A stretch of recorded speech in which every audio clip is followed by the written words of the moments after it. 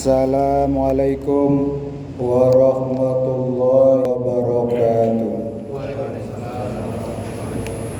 Alhamdulillahilladzi ja'ala syahrul ramadan sayyidas suhur wa anzala fihi al-Qur'an hudan lin-nasi wa bayyinatin minal huda wal furqan.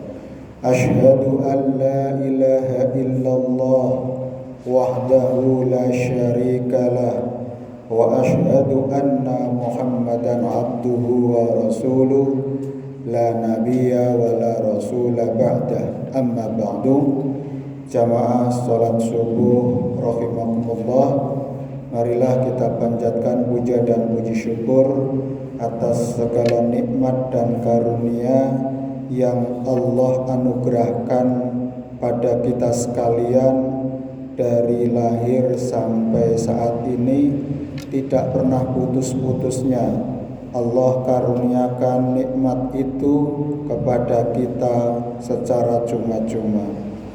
Alhamdulillah kita masih bernafas, dan selama ini kita belum pernah berhenti bernafas. Itulah nikmat yang terwujud yang betul-betul kita rasakan hari ini. Maka marilah kita syukuri dengan senantiasa beramal yang terbaik, beramal soleh, agar kita beruntung di dunia dan selamat di akhirat. Amin, Allahumma amin. Salat serta salam kita aturkan kepada junjungan kita Nabi Agung Muhammad SAW, yang insya Allah kita akan terus meneladani akhlaknya hingga kita merasakan hatta muntahahul jannah, hingga kita merasakan jannatun na'im, surga yang penuh dengan kenikmatan, dan kita merasakan di dunia ini halawatul iman, bagaimana manisnya iman. Jamaah rahimakumullah, tidak lupa khatib berwasiat pada diri sendiri, marilah kita senantiasa meningkatkan kualitas dan kuantitas ketaatan kita kepada Allah Subhanahu wa taala dan menjauhi segala larangannya, sehingga termasuk kita orang-orang yang beruntung. Jamaah rahimakumullah, marilah kita renungkan firman Allah di dalam surat Fatir ayat 7 sampai 8. A'udzu billahi minasyaitonir rajim. Bismillahirrahmanirrahim.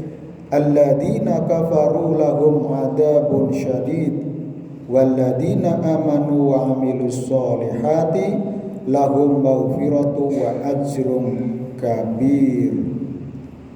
Jamaah rahimakumullah, orang-orang yang kafir mereka akan mendapatkan azab sangat keras, dan orang-orang yang beriman serta mengerjakan kebajikan mereka memperoleh ampunan dan pahala yang besar.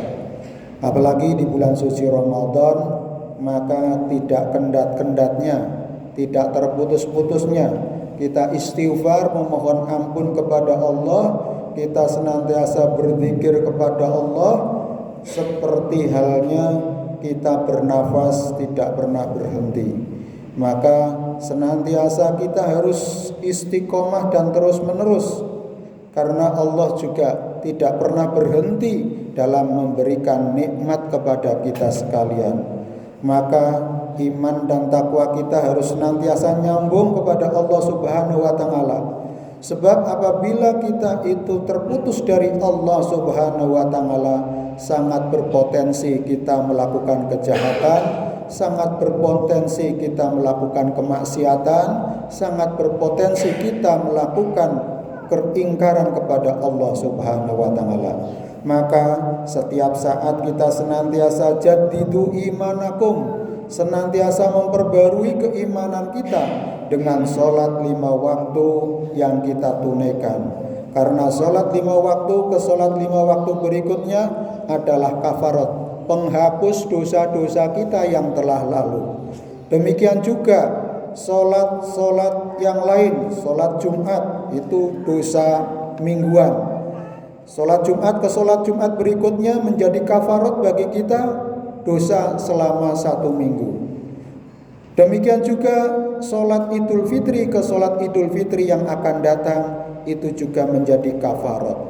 Ramadan tahun yang lalu dengan Ramadan tahun ini adalah penghapus dosa-dosa kita yang telah lalu. Maka selain dosa syirik, dosa menyekutukan Allah, Allah akan ampuni dosa itu. Maka jamaah rahimakumullah, bagi orang yang beriman itu akan mendapatkan ampunan dan pahala yang besar. Apalagi di bulan suci Ramadan, semua amal itu dilipat gandakan kalau disandarkan kepada Allah Subhanahu wa taala. Ibadah yang biasanya nilainya 1, maka dikalikan 10 kali, 700 kali, 100 kali, 700 kali, bahkan hingga tak terhingga pahala yang kita peroleh.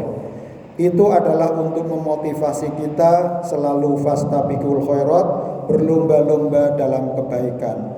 Tapi sebaliknya bagi orang kafir, mereka akan mendapatkan azab dari keingkaran kepada Allah Subhanahu wa taala. Maka jamaah rahimakumullah, kita jaga bagaimana agar keimanan kita itu betul-betul stabil dan terus-menerus berkelanjutan. Tidak hanya pada saat kita sehat saja, tapi iman kita juga kita jaga ketika kita diberikan musibah, diberikan cobaan, agar kita tetap istiqomah dan berkelanjutan hingga wala tamutunna illa wa antum muslimun. Janganlah kalian meninggal kecuali dalam keadaan beriman dan bertakwa kepada Allah Subhanahu wa taala. Selanjutnya di ayat yang ke-8 Allah berfirman, afama zuyyina lahu su'u amalihi fara'ahu hasanan fa innallaha yudillu may yasha wa yahdi may yasha fala tadhabu nafsika alaihim hasaratin innallaha alimum bima yasnaun. Maka apakah pantas orang yang dijadikan terasa indah perbuatan buruknya? Jamaah rahimakumullah, hati-hati kalau kita melakukan perbuatan buruk terasa nikmat. Berarti ada sesuatu yang salah pada diri kita. Berarti ada yang konslet. Konslet apa? Konslet keimanan kita. Kita tidak nyambung, tidak nyetrum. HP kita itu tidak connect kepada sinyal yang ada, sehingga tidak terhubung dengan yang lain. Maka kalau orang kafir itu merasa indah melakukan perbuatannya atau perbuatan buruknya, lalu menganggap baik perbuatannya itu, wah ini bahaya ya. Kalau kita sudah mempunyai anggapan bahwa perbuatan buruk kok enjoy, asik, wah bahaya besar itu. Maka jamaah rahimakumullah, ayat selanjutnya, sesungguhnya Allah menyesatkan siapa yang Dia kehendaki dan memberi petunjuk kepada siapa yang dikehendaki. Hari ini kita adalah orang yang diberikan petunjuk kepada Allah Subhanahu wa taala. Sekalipun kita telah banyak di sekitar kita, mungkin suara adzan itu memanggil-manggil kita. Tapi kalau itu hidayah tidak sampai, pilih mapan lagi ataupun sari lagi. Tapi alhamdulillah, dengan kekuatan kita mampu menundukkan hawa nafsu kita. Kita taklukkan hawa nafsu kita untuk memilih nurullah, cahaya Allah. Kita sambut, kita songsong, Allah akan kehendak ataupun akan hidayah yang Allah berikan. Jadi hidayah itu diberikan kepada Allah, kepada orang yang diberikan petunjuk. Sebaliknya juga ada orang yang ditutup dari hidayahnya. Maka kita senantiasa memohon kepada Allah dengan ihdinas siratal mustaqim. Ya Allah, berilah kami petunjuk ke jalan yang lurus. Di mana jalan yang lurus itu banyak tantangan, banyak hambatannya. Maka disitulah kita senantiasa waspada terhadap goda rayu setan yang akan menggelincirkan kita menjadi orang-orang yang sesat itu. Maka janganlah engkau Muhammad biarkan dirimu binasa karena kesedihan terhadap mereka. Jadi Nabi Muhammad SAW merasa sedih kepada orang-orang yang telah diajak kok ora gelem, tidak kerso, rawuh atau mengikuti keimanan atau akidah Islam. Ya sudah, itu adalah yang mereka kehendaki. Itu sudah, kita tidak bisa merubah iman seseorang.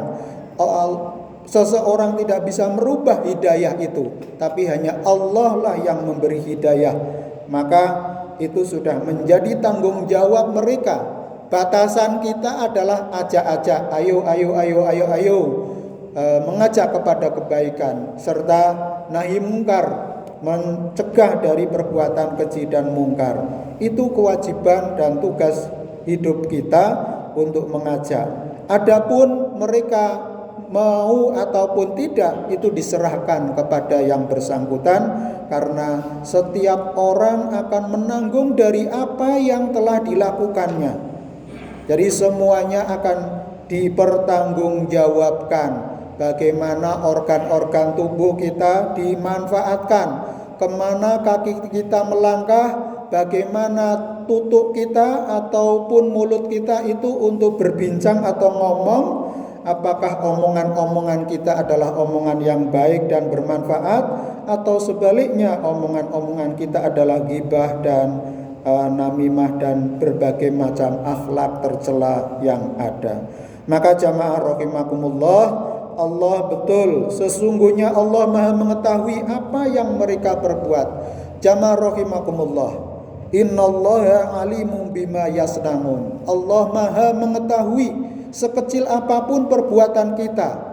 Mungkin jamaah rahimakumullah terganggu perasaan atau pikiran panjenengan ketika membaca ataupun melihat tayangan-tayangan dari media sosial ataupun tayangan televisi, berita-berita yang negatif tentang masyarakat, tindak pidana korupsi ataupun berbagai macam kejahatan silih berganti diberitakan di media, seakan-akan mereka tidak tersentuh oleh hukum. Namun jangan khawatir bahwa innallaha alimun bima yasnaun. Allah Maha mengetahui apa yang mereka perbuat. Maka al-yauma nahtimu ala afwahihim wa tukallimuna aydihim wa tashhadu arjuluhum. Mulut-mulut mereka pada hari di mana Allah Subhanahu wa taala menghitung atau menghisap amal-amal manusia, mereka semuanya organ-organ tubuhnya itu terkunci. Mulutnya terkunci, tidak bisa memberikan advokasi pada dirinya atau tidak bisa membela dirinya atau mengingkari dari perbuatannya. Tapi semua organ tubuh itu akan memberikan saksi. Kaki akan memberikan kesaksian, tangan akan memberikan kesaksian telah apa yang dilakukannya. Maka jamaah rahimakumullah, bahwa apa yang kita lakukan semuanya diketahui Allah. Kita disertai oleh malaikat muhafadzah, malaikat mungkar nakir yang mencatat dan merekod semua perbuatan keji maupun perbuatan yang baik. Maka semuanya itu akan dibayar tunai atau dibalas oleh Allah Subhanahu wa taala. Faman ya'mal mithqala dzarratin khairan yarah wa may ya'mal mithqala dzarratin syarran yarah. Semua amal kebaikan sekecil apapun akan dibalas lipat ganda jamaah yang berbahagia. Jadi kebaikan sekecil apapun itu Allah balas kebaikan kita itu dengan pahala yang berlipat-lipat, tikel-tikel. Ya, contohnya saja kita ini tidak butuh udara, tapi Allah sediakan udara. Sementara kita tidak butuh yang namanya oksigen. Kalau kita hitung saja sehari oksigen itu di rumah sakit 3 juta, berapa puluh miliar nggih? Pak Sukino pinten? Sampun pinten kasih wekdal Gusti Allah? 73. Coba dihitung, kalau 73 itu berapa hari? Sehari katakanlah menghabiskan 1 tabung. Wah, betul-betul kita jadi miskin, betul, bangkrut. Karena itu maka ya Allah, mari kita senantiasa bersyukur dengan berbuat yang terbaik, ahsanu amala, sehingga kita termasuk golongan yang beruntung di dunia dan selamat di akhirat. Kurang lebihnya mohon maaf. Billahi fisabilil haq fastabiqul khairat. Wassalamualaikum warahmatullahi wabarakatuh.